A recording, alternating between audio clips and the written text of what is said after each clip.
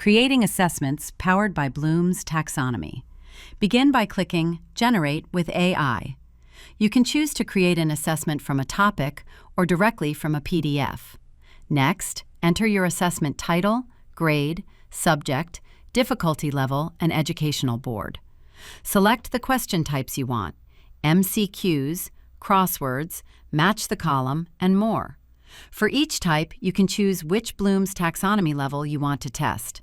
Like here, we've chosen Remembering for crossword, Understanding and Analyzing for MCQs, Remembering for word scramble, and so on.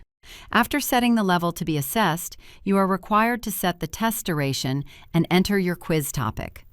AI will generate subtopics automatically, or you can add your own. Here you go.